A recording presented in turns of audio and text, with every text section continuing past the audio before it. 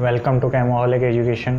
आज का जो हमारा टॉपिक है वो है क्वांटम मैकेनिक्स। ठीक है, क्वांटम केमिस्ट्री कह लो या फिर क्वांटम मैकेनिक्स कह लो, इसके साथ हम डील करने वाले हैं।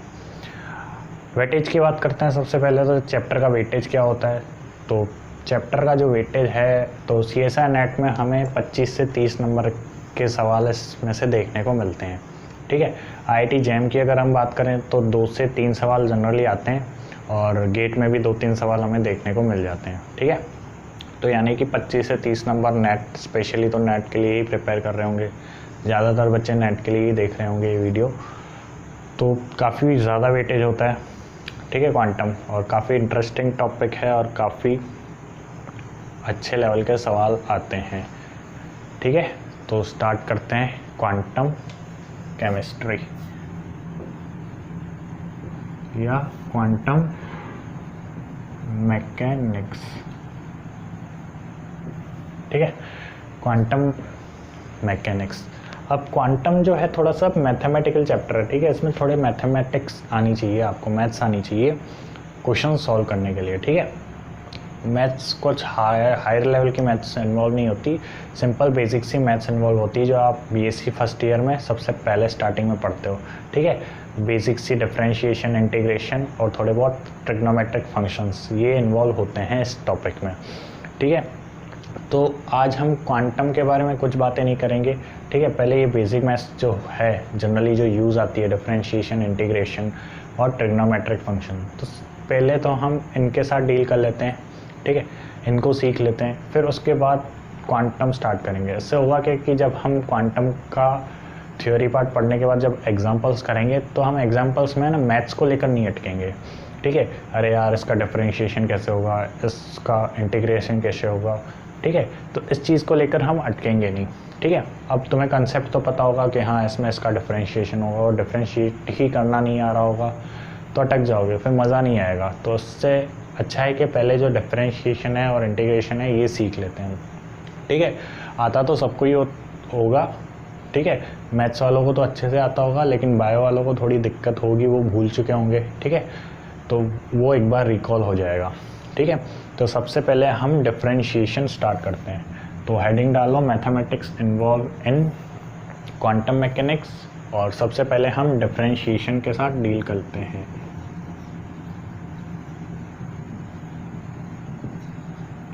डिफरेंशिएशन।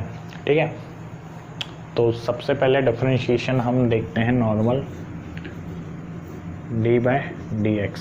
ठीक है, अपॉन में किसके रिस्पेक्ट में हम है ना डिफरेंशिएट कर रहे हैं वो लिख रहे हैं। ठीक है, जैसे कि मैं एग्जांपल लूँ, ये एग्जांपल ही ले रहे थे कि x की पावर n है। ठीक है, जनरल टर्म ली है मैंने।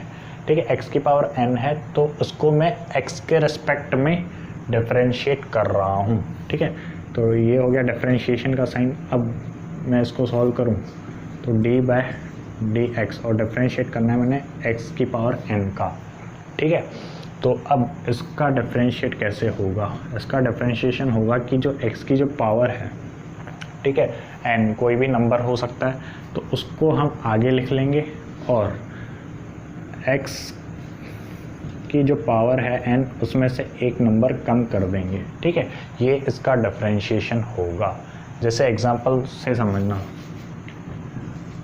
एग्जांपल से समझो, जैसे कि x की पावर 3 है। ठीक है, अब इसका हमें डिफरेंशिएशन करना है, तो x की पावर n का डिफरेंशिएशन कैसे हुआ, d की पावर dx।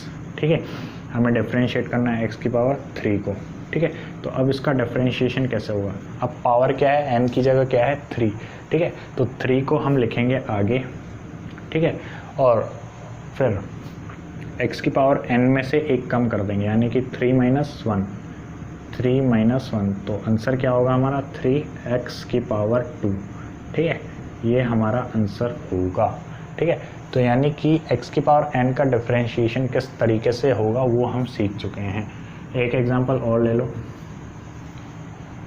x की पावर कुछ भी ले लो, 6 ले लो, तो x की पावर 6 होगा तो उसका डिफरेंशिएशन कैसे होगा, d की पावर dx और x की पावर 6। ठीक है, तो इसका डिफरेंशिएशन होगा, जो पावर में n है उसको आगे लिख लेंगे। ठीक है, और उसके बाद x और n में से एक माइनस यानी कि 6x5, ये इसका डिफरेंशिएशन होगा। ठीक है, तो ये तो काफ़ी सिंपल सी बात थी। ठीक है, ऑलमोस्ट सबको ही आता होगा। तो ये है डिफरेंशिएशन की बेसिक बात। अब कुछ और भी एग्जांपल्स लेते हैं हम। ठीक है, जैसे ये तो थी x की पावर n की बात। अब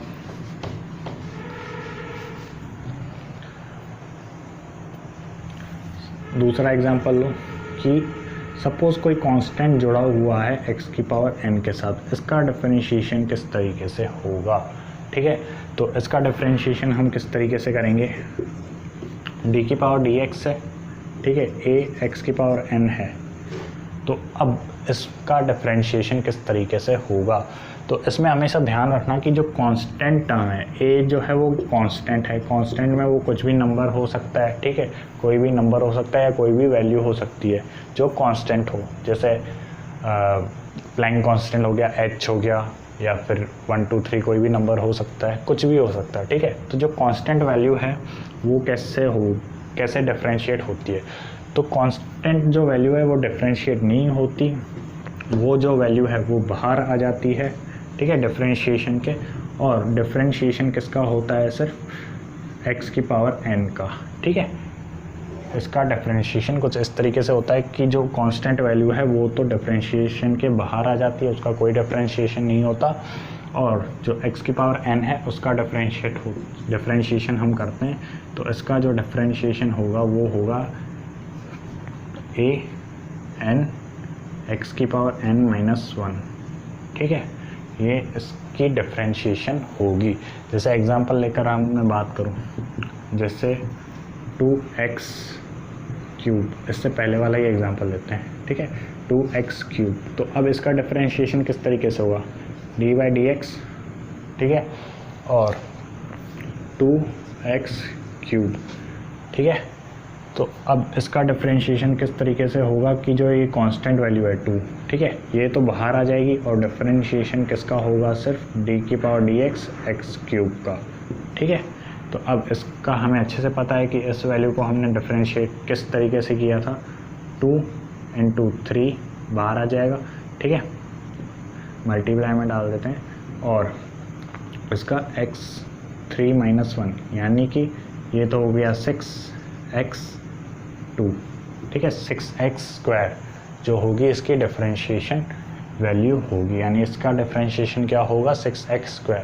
ठीक है, और एग्जांपल ले लो, जैसे कुछ भी ले लो, 4x² ले लो, तो इसका डिफरेंशिएशन क्या होगा, तो वही सिंपल सी बात है, dx 4x²। ठीक है, 4 बाहर आ जाएगा और डिफरेंशिएशन किसका होगा, सिर्फ x² का, तो ये हो जाएगा 8x2-1 यानी कि 8x, सिंपल सा 8x की पावर 1 तो 1 ही होती है। ठीक है, यानी कि सेम ही होता है, तो 8x जो होगा इसकी डिफरेंशिएशन वैल्यू होगी। ये जो बेसिक मैथ्स है वो थोड़ी सी जो होगी बोरिंग लग रही होगी कुछ को, क्योंकि ये बातें जनरली आती है, लेकिन मेरी बात मान लो कि एक बार इनको देख लो, क्योंकि आगे जाके दिक्कत हो सकती है। ठीक है, ये अभी तो मैं कर रहा हूँ इसलिए हाँ सुनी बातें लग रही, लेकिन जैसे ही खुद करना एकदम से खुद आ जाएगी ना बातें, तो दिक्कत आएगी। जैसे कि एक एग्जांपल लो, जैसे d/dx तो रहने दो, u/v। ठीक है, u कोई वैल्यू है और दो मल्टीप्लिकेशन में वैल्यूज़ हैं, तो उनका जो डिफरेंशिएशन है वो किस तरीके से करोगे। ठीक है, तो उसका डिफरेंशिएशन हम किस तरीके से करते हैं, जैसे d/dx है, u और v दो वैल्यू हैं, तो इनका डिफरेंशिएशन हम किस तरीके से करेंगे। तो करते क्या हैं कि जो दो वैल्यूज़ हैं u और v, ठीक है, तो पहले तो एक वैल्यू को तो हम बाहर ले लेते हैं और दूसरे के रिस्पेक्ट में उसको डिफरेंशिएट करते हैं। ठीक है, और मल्टीप्लिकेशन में हम प्लस का साइन लेते हैं, उसके बाद दूसरी क्वांटिटी यानी कि v को बाहर लेंगे और u के रिस्पेक्ट में इसको डिफरेंशिएट करेंगे। ठीक है, इस तरीके से इसका डिफरेंशिएशन होता है। ठीक है। तो ये इस बात को याद रखना कि दो मल्टीप्लिकेटिव वैल्यू को हम किस तरीके से डिफरेंशिएट करते हैं। एक एग्जांपल और लो, अगर कोई कांस्टेंट वैल्यू है, ठीक है, कोई कांस्टेंट वैल्यू है तो उसका डिफरेंशिएशन किस तरीके से होगा, यानी कि कांस्टेंट वैल्यू को मैं c से डेनोट कर लेता हूँ, तो d/dx और कोई कांस्टेंट वैल्यू है, ठीक है, तो उसको डिफरेंशिएट हम किस तरीके से करेंगे। तो कांस्टेंट का डिफरेंशिएशन हमेशा ज़ीरो होता है, उस बात को याद रखना, ठीक है। कांस्टेंट को डिफरेंशिएट हम नहीं कर सकते, उसका जो आंसर होगा वो ज़ीरो होगा, ठीक है। तो ये दो एग्जांपल्स हैं, ध्यान रखना, ठीक है। अब क्वेश्चन लिख, क्वेश्चंस करो। क्वेश्चन है 2 × 3, इसका डिफरेंशिएशन करो, ट्राई करो, वीडियो को पॉज करो और इसको ट्राई करो, क्या होगा इसका आंसर, ठीक है। तो सबसे पहले बात तो ये कि तुमने ये फर्स्ट कंडीशन अप्लाई करी है, ठीक है, या सेकंड कंडीशन अप्लाई करी है, ठीक है। अब मुझे पता है कि 2 × 3 क्या होता है, 6 होता है, ठीक है। तो 6 जो है कांस्टेंट क्वांटिटी है, तो उसका आंसर क्या होगा, डिफरेंशिएशन क्या होगा, ज़ीरो होगा। तो यानी कि 2 × 3 का जो डिफरेंशिएशन होगा वो ज़ीरो होगा। जिसने भी ये चीज़ अप्लाई करी है वो गलत है, ठीक है। मैंने ये नहीं कहा u और v कोई कांस्टेंट वैल्यू है, ठीक है। 2 और 3 यहाँ पर दोनों ही कांस्टेंट वैल्यूज़ हैं, ठीक है। तो यहाँ पर तुमने अगर ये चीज़ अप्लाई करी है तो ज़ीरो आएगा, और वैसे भी इसको भी अगर अप्लाई करोगे तो भी ज़ीरो ही आंसर आना है, ठीक है। चाहे अलग अलग ट्राई करो या एक साथ ट्राई करो तो कोई फ़र्क नहीं पड़ रहा, लेकिन ये मेथड करेक्ट होगा क्योंकि एक कांस्टेंट क्वांटिटी है, ठीक है। तो अब आगे बढ़ते हैं। तो नेक्स्ट एग्जांपल देखना। नेक्स्ट एग्जांपल है कि u/v का डिफरेंशिएशन क्या होगा, ठीक है। पहले इससे पहले हमने u × v लिखा था, अब u/v का डिफरेंशिएशन क्या होगा, तो इसका डिफरेंशिएशन होगा d/dx, ठीक है, और u/v इसका डिफरेंशिएशन हमें करना है, ठीक है। तो अब इसका डिफरेंशिएशन हम किस तरीके से करेंगे कि सबसे पहले तो वही सेम कंसेप्ट के पहले तो u को बाहर निकाल लें और dv/dx के रिस्पेक्ट में डिफरेंशिएट कर लें, और अब की बार जो है साइन होगा माइनस का, और उसके बाद v को बाहर निकाल लें और du/dx इसके रिस्पेक्ट में डिफरेंशिएट कर दें।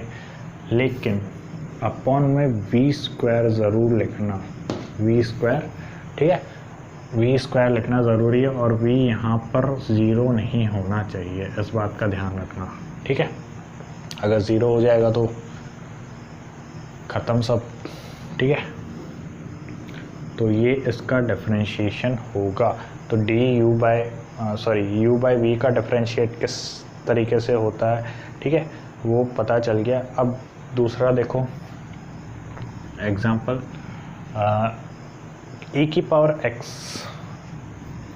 e⁻x का डिफरेंशिएशन किस तरीके से होता है, तो d/dx आ जाए और e⁻x आ जाए, तो e⁻x का जो डिफरेंशिएशन होता है वो e⁻x ही होता है, ठीक है, e⁻x ही होता है।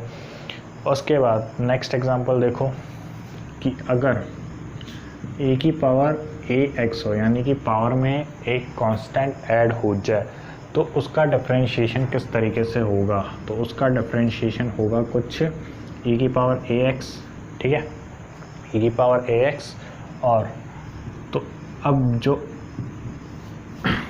e⁻ax है उसको सेम का सेम लिख दो, और जो अपर में जो पावर में कांस्टेंट क्वांटिटी है उसको आगे ऐड कर दो, ठीक है। तो ये इसका डिफरेंशिएशन होगा। e⁻ax का जो डिफरेंशिएशन होगा वो क्या होगा, a × e⁻ax, ठीक है। इन बातों को ध्यान रखना, ठीक है, ये बहुत काम आने वाली e⁻x और e⁻ax, ये जो कांस्टेंट क्वांटिटीज़ हैं किस तरीके से यूज़ होती हैं, वो सारी बातें काम आने वाली है, ठीक है।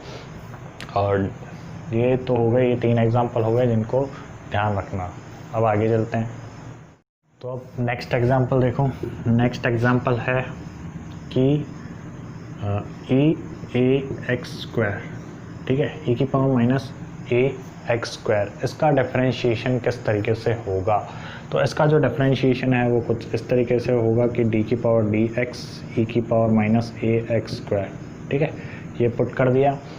तो सबसे पहले तो ये है कि जो डिफरेंशिएट करने वाली वैल्यू है उसको वैसे का वैसा ही लिख लो, माइनस ए एक्स स्क्वायर। ठीक है, और जो पावर में क्वांटिटी है, ठीक है, पावर में क्वांटिटी क्या है? माइनस ए एक्स स्क्वायर। तो माइनस ए एक्स स्क्वायर का डिफरेंशिएशन कर दो, तो माइनस ए एक्स स्क्वायर का डिफरेंशिएशन क्या होगा? माइनस 2ax ये होगा। ठीक है, तो ये जो है इसकी डिफरेंशिएट वैल्यू होगी, यानी कि आंसर होगा माइनस 2ax ई की पावर माइनस ए एक्स स्क्वायर। ठीक है, तो यही है। तो धीरे धीरे देखो डिफरेंशिएशन जो है वो हार्ड होता जा रहा है। सबसे पहले हमने फर्स्ट सेकंड एग्जांपल्स में ये माइनस ए एक्स स्क्वायर का डिफरेंशिएशन सीखा था। ठीक है, अब धीरे धीरे आगे हार्ड होता जा रहा है। तो इसीलिए जो है स्टार्टिंग से वीडियो देखना ज़रूरी है। ठीक है, स्टार्टिंग से बातें सीखना ज़रूरी है। अब एक और एग्जांपल ले लो, जैसे कि ई की पावर माइनस ए एक्स क्यूब। ठीक है, इसका डिफरेंशिएशन क्या होगा? ट्राई करो खुद। ठीक है, वीडियो को पॉज करो और ट्राई करो। मैं बताता हूँ क्या होगा। डी की पावर डी एक्स, ठीक है, ई की पावर माइनस ए एक्स क्यूब। ठीक है, तो जाहिर सी बात है कि ई माइनस ए एक्स क्यूब को वैसे का वैसा ही लिख लो, और जो पावर में क्वांटिटी है माइनस ए एक्स स्क्वायर, इसको डिफरेंशिएट करो तो क्या आएगा? Minus 3a x square. ठीक है, तो ये इसकी डिफरेंशिएट वैल्यू होगी। ठीक है, तो इसका भी हम देख चुके हैं एग्जांपल्स। ठीक है, तो ये हो गया कुछ डिफरेंशिएशन की बातें। अब थोड़ी ट्रिग्नोमेट्रिक फंक्शंस की भी बातें कर लेते हैं कि ट्रिग्नोमेट्रिक फंक्शन का डिफरेंशिएशन किस तरीके से होता है। ठीक है, जैसे कि साइन एक्स हो गया, कॉस एक्स हो गया, तो इनका डिफरेंशिएशन क्या होता है? ठीक है, तो सबसे पहले लेते हैं साइन एक्स। ठीक है, तो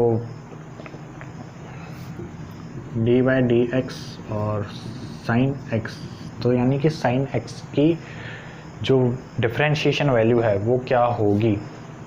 ठीक है, तो साइन एक्स का जो डिफरेंशिएशन होगा वो होगा कॉस एक्स।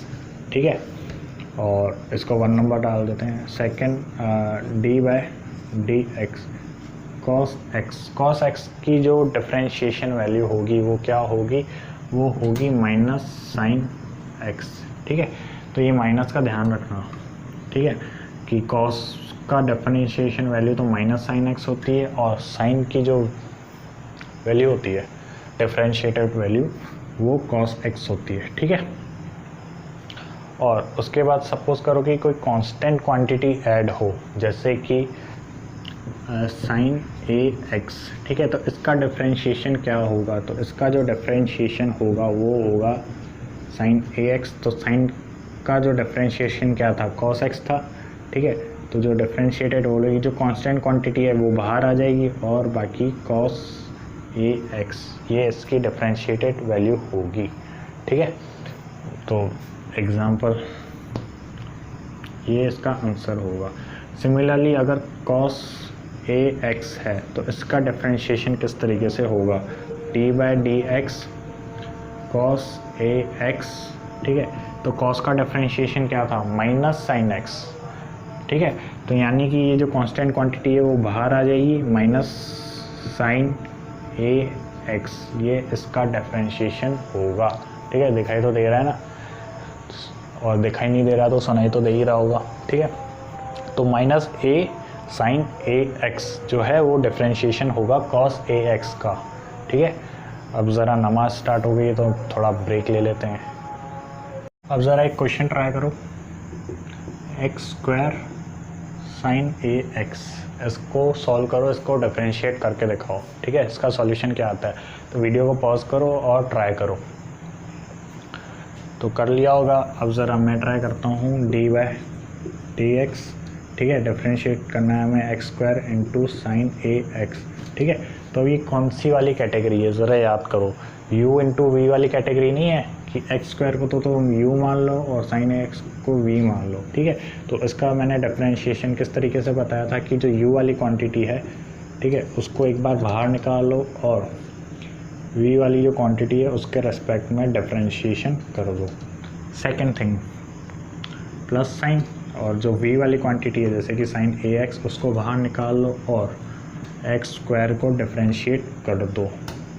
ठीक है, तो इसका जो रिज़ल्ट होगा एक्स स्क्वायर तो वैसे का वैसा ही हो जाएगा। ठीक है, साइन ax का डिफरेंशिएशन क्या था, a कांस्टेंट क्वांटिटी बाहर और cos ax। ठीक है, प्लस साइन ax जो है डिफरेंशिएशन के बाहर है तो वो तो वैसे का वैसा ही हो जाएगा। और एक्स स्क्वायर का डिफरेंशिएशन क्या था, 2x। ठीक है, तो 2x जो होगी ये इसकी मतलब जो डिफरेंशिएशन वैल्यू होगी, जो आंसर होगा, सॉल्यूशन होगा, वो ये होगा। ठीक है, तो बात समझ में आई। तो इस तरीके से सारे डिफरेंशिएशन हमें करने हैं। अब ज़रा एक और देख लो कि u प्लस वी अगर है तो इसका डिफरेंशिएशन किस तरीके से होता है। तो डी बाई डी एक्स और u प्लस वी। ठीक है, तो इसका डिफरेंशिएशन क्या होगा, सिंपल ये जो डिफरेंशिएशन है पहले d by d x u के साथ प्लस, ठीक है, d v by d x. ठीक है, एक तरीके से कम्यूटेटिव लॉ नहीं होता कि a प्लस बी है, ठीक है, और आगे कांस्टेंट क्वांटिटी 2।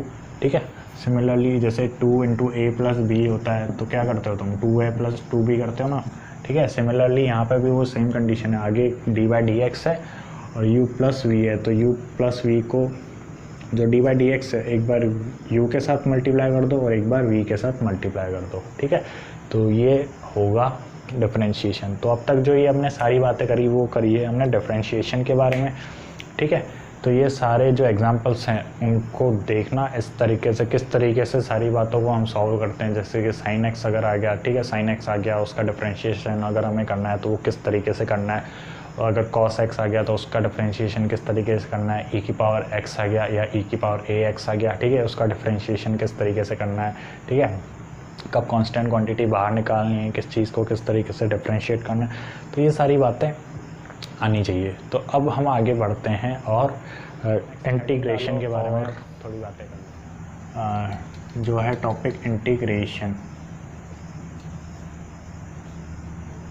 ठीक है, इंटीग्रेशन हेडिंग डाल लो और स्टार्ट करते हैं अब इंटीग्रेशन। ठीक है, तो वापस से वही स्टार्ट करते हैं कि x की पावर n है तो इसका इंटीग्रेशन वैल्यू क्या होगी। ठीक है, तो इसकी जो इंटीग्रेशन वैल्यू होगी तो उसको सबसे पहले तो हम रिप्रेजेंट किस तरीके से करते हैं। ये इंटीग्रेशन की जो है वो रिप्रेजेंट करने का तरीका है। तो ये तो हो गया इंटीग्रेशन का साइन। अब x की पावर n dx। ठीक है, तो ये तो हो गया इंटीग्रेशन को रिप्रेजेंट करने का तरीका। अब ज़रा इसका आंसर क्या होगा। तो x n की पावर प्लस 1, ठीक है, n plus 1 upon n plus 1। ठीक है, ये होगा इंटीग्रेटेड वैल्यू। जैसे कि एग्जांपल लें, ठीक है, x की पावर क्यूब। ठीक है, अब इसका क्या करना है, इंटीग्रेशन करना है। ठीक है, इससे पहले हमने क्या किया था, डिफरेंशिएशन किया था और डिफरेंशिएटेड वैल्यू जो आई थी क्या आई थी, 3x स्क्वायर। ठीक है, लेकिन अब हम कर रहे हैं इंटीग्रेशन, तो इंटीग्रेटेड वैल्यू क्या आती है वो देखना ज़रा, d की पावर dx। ठीक है, तो x की पावर 3 प्लस 1 अपॉन 3 प्लस 1, तो जो वैल्यू होगी वो होगी x की पावर 4 अपॉन 4। ठीक है, ये इसकी वैल्यू होगी। ठीक है, सिमिलरली कोई भी और एग्जांपल ले लो, x की पावर 6 ले लो, तो इसकी जो वैल्यू होगी वो क्या होगी, x की पावर 6 dx, तो यानी कि x 6 प्लस 1 अपॉन 6 प्लस 1, तो जो वैल्यू होगी x की पावर 7 अपॉन 7। ठीक है, तो ये इसकी वैल्यू होगी, यानी कि x की पावर 6 का जो इंटीग्रेटेड वैल्यू होगी वो क्या होगी, x की पावर 7 अपॉन 7। ठीक है, तो ये तो हो गई इंटीग्रेशन की बात। अब अगर इसमें कांस्टेंट क्वांटिटी ऐड हो जाती है, ठीक है, सेकंड एग्जांपल ले लो, जैसे कि x, ठीक है, और कांस्टेंट क्वांटिटी ऐड हो जाती है c x की पावर n। ठीक है, पिछली बार हमने a लिया था, यहाँ पे c ले रहा हूँ, c के टर्म में ही। ठीक है, अगर कोई कांस्टेंट क्वांटिटी ऐड हो जाती है तो उसका इंटीग्रेशन किस तरीके से होता है। ठीक है, तो जो इंटीग्रेशन वैल्यू होगी वो क्या होगी कि c तो बाहर आ जाएगा और इंटीग्रेशन किसका होगा, x की पावर n का, ठीक है। और फिर उसके बाद तो सारी कहानी सेम है, c x की पावर n+1 अपॉन n+1, ठीक है। तो यानी कि चाहे डिफरेंशिएशन हो या चाहे इंटीग्रेशन हो, ठीक है, तो वैल्यू जो होगी, जो कांस्टेंट वैल्यू होगी वो हमेशा बाहर आ जाएगी और जो बाकी बची हुई वैल्यू होगी उसका इंटीग्रेशन होगा। जैसे कि अगर हम बात करें तो 3x² इसका इंटीग्रेशन क्या होगा, तो इसका इंटीग्रेशन होगा 3x² डी की पावर x। तो यानी कि जो कांस्टेंट क्वांटिटी है वो तो बाहर आ गई, ठीक है, और इंटीग्रेशन अब किसका होगा, सिर्फ x² का, ठीक है। और x² का जो इंटीग्रेशन है वो क्या होता है, 2+1 अपॉन 2+1, ठीक है। तो यानी कि 3x³ अपॉन 3, और ये 3 से 3 कैंसिल, यानी कि x³, ठीक है। तो जो डिफरेंशिएशन वैल्यू होगी 3x² की, सॉरी इंटीग्रेटेड वैल्यू जो होगी 3x² की वो होगी x³, ठीक है। तो ये सारी कहानी याद रखना अब तक हमने जो बात करी है, ठीक है। और अब सपोज़ करो कि अगर कोई कांस्टेंट क्वांटिटी हो, ठीक है, जैसे एग्जांपल ले लो 1 एक नंबर है, इसका इंटीग्रेशन वैल्यू क्या होगी, ठीक है। डिफरेंशिएशन तो क्या होगी, 0 होगी, लेकिन इंटीग्रेटेड वैल्यू क्या होगी, तो इंटीग्रेटेड वैल्यू हम कुछ इस तरीके से लिखेंगे, ठीक है, 1d/dx, ठीक है। तो इस तरीके से अगर हम इसको अप्लाई करते हैं, तो अगर मैं 1 को लिखना चाहूँ तो क्या इसको मैं इस तरीके से लिख सकता हूँ कि x की पावर 0 इंटू dx, ठीक है। x की टर्म में ही हम सारे इंटीग्रेशंस कर रहे हैं, ठीक है। तो यहाँ पर x की पावर 0 जो कि 1 ही होती है, ठीक है। तो ये हो गया, तो x की पावर 0 + 1 अपॉन 0 + 1, ठीक है। तो ये इसकी इंटीग्रेटेड वैल्यू हो जाएगी। तो जो वैल्यू होगी वो होगी x की पावर 1 यानी कि x अपॉन 1, ठीक है। तो जो वैल्यू आंसर होगा वो x ही होगा, यानी कि किसी भी कांस्टेंट क्वांटिटी का जो इंटीग्रेशन होगा वो किसके रिस्पेक्ट में कर रहे हो वही होगा। जैसे कि यहाँ पर हम सारी इंटीग्रेशन और सारी डिफरेंशिएशन जो अब तक हमने करी है वो x के रिस्पेक्ट में करी है, तो इसी वजह से 1 का इंटीग्रेशन जो होगा वो क्या होगा, x होगा, और 1 का जो डिफरेंशिएशन होगा, ठीक है, x के रिस्पेक्ट में वो 0 होगा, ठीक है। तो ये तो कहानी हो गई इंटीग्रेशन की, कांस्टेंट की इंटीग्रेशन क्या होगा, ठीक है। अब ज़रा e की पावर ax वाला या e की पावर x वाली टर्म देख लेते हैं, ठीक है। तो e की पावर x जो है उसका इंटीग्रेशन क्या होगा, ठीक है। एग्जाम्पल में सिर्फ e की पावर x ही आएगा, ठीक है। तो e की पावर x का जो इंटीग्रेशन होगा वो क्या होगा, तो e की पावर x का इंटीग्रेशन e की पावर x ही होगा, ठीक है। तो यानी कि इंटीग्रेशन और डिफरेंशिएशन e की पावर x का सेम ही होगा, ठीक है। दूसरा एग्जांपल ले लो, अगर e की पावर ax है यानी कि कोई कांस्टेंट क्वांटिटी ऐड है, ठीक है, तब इसका इंटीग्रेशन क्या होगा, तो इसका इंटीग्रेशन तब क्या होगा कि e की पावर ax तो वैसे का वैसा ही लिख दो, और जो कांस्टेंट क्वांटिटी है वो अपॉन में एक बार और लिख दो, ठीक है। तो ये इसका इंटीग्रेटेड वैल्यू होगी, ठीक है। अब ज़रा ट्रिग्नोमेट्रिक फंक्शन भी देख लेते हैं एक बार कि ट्रिग्नोमेट्रिक फंक्शंस के साथ जो होगी वो क्या होगा। जैसे कि साइन का इंटीग्रेशन क्या होगा, ठीक है, कॉस का इंटीग्रेशन क्या होगा। तो पहले हम साइन को देखते हैं कि साइन x का इंटीग्रेशन क्या होगा, ठीक है। तो साइन का इंटीग्रेशन होगा साइन x dx, ठीक है। अब साइन का डिफरेंशिएशन क्या था, कॉस, ठीक है, और यहाँ पर साइन का इंटीग्रेशन क्या होगा, माइनस कॉस x, ठीक है। तो ये चीज़ हमेशा याद रखना कि साइन का जो डिफरेंशिएशन है, ठीक है, d/dx साइन का वो तो होता है cos x, ठीक है, यानी कि पॉजिटिव, और यहाँ पर नेगेटिव, ठीक है। तो इसको इस तरीके से भी याद रख सकते हो, और ठीक है, तो ये हमेशा याद रखना, कंफ्यूज मत हो जाना कि डिफरेंशिएशन तो पॉजिटिव होता है साइन का और इंटीग्रेशन साइन का नेगेटिव होता है, ठीक है। दूसरी चीज़ है cos x, ठीक है, तो cos की भी सेम कहानी है, cos dx, ठीक है, और cos का जो इंटीग्रेशन होता है वो होगा वही सेम जो पिछला था साइन एक्स, और लेकिन वहाँ पर क्या था डिफरेंशिएशन में माइनस साइन एक्स था, लेकिन इंटीग्रेशन में क्या होगा प्लस साइन एक्स। ठीक है, तो ये माइनस प्लस वाली कहानी ध्यान रखना, ये जनरली हम गलतियाँ कर जाते हैं। ठीक है, और अब ज़रा कांस्टेंट के साथ बातें कर लेते हैं कि अगर साइन ए एक्स है तो इसका इंटीग्रेशन क्या होगा। तो इसका इंटीग्रेशन होगा, ठीक है, तो वही होगा कि साइन एक्स का इंटीग्रेशन क्या था माइनस कॉस एक्स। ठीक है, तो ये माइनस कॉस ए एक्स हो जाएगा और अपॉन में ए और आ जाएगा। तो यानी कि पहले क्या कर रहे थे डिफरेंशिएशन में हम कांस्टेंट क्वांटिटी को बाहर निकाल कर मल्टीप्लिकेशन में डाल रहे थे, और इंटीग्रेशन में क्या कर रहे हैं कि कांस्टेंट क्वांटिटी को बाहर निकाल कर उसे डिवाइडेंट की जगह डाल रहे हैं। ठीक है, तो इस बात को याद रखना। सिमिलरली अगर हम कॉस एक्स की बात मैंने बताई थी कि कॉस का साइन का क्या होगा। सिमिलरली कॉस ए एक्स का इंटीग्रेशन क्या होगा, कॉस ए एक्स डी की पावर डी एक्स। ठीक है, तो कॉस का इंटीग्रेशन क्या था साइन ए एक्स अपॉन ए। ठीक है, तो ये हो जाएगी कॉस का इंटीग्रेशन। ठीक है, तो ये हो गई अब तक की हमारी इंटीग्रेशन की कहानी पूरी। ठीक है, अब ज़रा एक बात और याद रखना, जो जनरली ट्रिग्नोमेट्रिक फार्मूलाज हैं। ठीक है, ट्रिग्नोमेट्री के फार्मूला हैं, वो फार्मूला क्या है।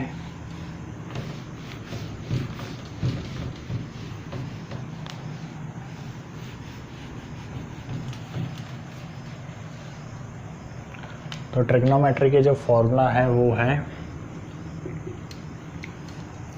कि जैसे साइन स्क्वायर ए एक्स। ठीक है, तो ये किसके बराबर होता है, ये होता है 1 माइनस कॉस 2x अपॉन 2। ठीक है, 1 माइनस कॉस 2x अपॉन 2। ठीक है, और सिमिलरली कॉस स्क्वायर ए एक्स ये किसके बराबर होता है। ठीक है, सॉरी ये ए एक्स नहीं है, सिर्फ एक्स है। सिमिलरली अगर ये जो होगा वो 1 प्लस कॉस 2x अपॉन 2। ठीक है, ये इसके बराबर होता है। तो ये दोनों फार्मूलाज को याद रखना। ठीक है, चाहे मैथ्स वाला हो चाहे बायो वाला हो, मैथ्स वालों ने भी इस चीज़ को याद किया है। ठीक है, और इसको भी याद ही करना पड़ेगा, बायो वालों को भी याद करना पड़ेगा। ठीक है, तो याद करने का रीज़न आखिर है क्या। तो अब ज़रा एग्जांपल करो, इंटीग्रेशन की हम सारी बातें कर चुके हैं। ठीक है, तो अब ज़रा एग्जांपल करते हैं। एग्जांपल ये है कि साइन स्क्वायर ए एक्स या फिर साइन स्क्वायर बी एक्स। ठीक है, इसका इंटीग्रेशन करके बताओ। ठीक है, इसका इंटीग्रेशन करो, ट्राई करो, वीडियो को पॉज करो और ट्राई करो। कर लिया होगा तो अब ज़रा हम ट्राई करते हैं क्वेश्चन। तो इंटीग्रेशन है साइन स्क्वायर बी एक्स का, तो ज़रा इसका इंटीग्रेशन जो होगा वो होगा, हमें इंटीग्रेशन करना है किसका 1 माइनस कॉस 2x अपॉन 2। ठीक है, साइन कॉस 2bx है, सॉरी 2bx अपॉन 2। ठीक है, तो ये वैल्यू हम अगर पुट करें और इसका हमें इंटीग्रेशन करना है। ठीक है, तो अब स्टार्ट करो आगे कि सबसे पहले तो ये है कि इसका जो इंटीग्रेशन होगा वो 1 माइनस 2x हो जाएगा। ठीक है, माइनस कॉस 2bx अपॉन 2, ये हम लिख सकते हैं। ठीक है, यानी कि इन दो क्वांटिटी का हम इंटीग्रेशन कर सकते हैं। ठीक है, तो ये हो गया हाफ dx और ये cos 2bx अपॉन dx। ठीक है, तो ये दो क्वांटिटीज़ आ गई जिनका हमें इंटीग्रेशन करना है। तो इसका तो हाफ का तो इंटीग्रेशन क्या होगा हाफ x। ठीक है, उसके बाद क्योंकि ये कांस्टेंट क्वांटिटी है, कांस्टेंट क्वांटिटी का इंटीग्रेशन क्या होगा x, तो यानी कि यहाँ पर हाफ x माइनस। ठीक है, तो माइनस अब cos 2bx। अब cos 2bx का इंटीग्रेशन क्या होता है, तो cos का इंटीग्रेशन क्या है साइन। ठीक है, तो यानी कि जो कांस्टेंट क्वांटिटी है वो तो बाहर आ जाएगी, यानी कि हाफ तो बाहर आ गई, और जो इंटीग्रेशन करना है हमें cos 2bx का करना है, तो cos 2bx का इंटीग्रेशन है sin 2bx अपॉन 2b, ठीक है, ये इसका इंटीग्रेशन होगा, सही है। तो जो आंसर होगा वो होगा हाफ x, ठीक है, half x minus 1 upon 4b, ये जो 2 है वो 2b से मल्टीप्लाई हो गया, और ऊपर क्या आ जाएगा 1 तो हटा दो, साइन 2bx, ठीक है, ये आ जाएगा आंसर। तो यानी कि साइन स्क्वायर bx का जो आंसर होगा, यानी कि इंटीग्रेटेड वैल्यू होगी, वो होगी half x minus sine 2bx upon 4b, ठीक है। तो इस चीज़ को ध्यान रखना, ठीक है। सिमिलरली cos स्क्वायर bx, इसका इंटीग्रेशन निकाल कर ट्राई करो, इसका इंटीग्रेशन क्या होगा। तो इसका इंटीग्रेशन तुम खुद ट्राई कर लो, मैं आंसर बता देता हूँ। आंसर होगा इसका half x plus sign 2bx upon 4b, ठीक है। तुम जो माइनस की टर्म है वो किस में हो जाएगी, बस प्लस की टर्म हो जाएगी, ठीक है, बाकी सेम ही रहेगा। तो इस चीज़ को चाहो तो याद कर लो, क्योंकि काम आना ही आना है आगे, ठीक है। तो चाहो तो याद कर लो या चाहो तो सॉल्व कर लो, ठीक है।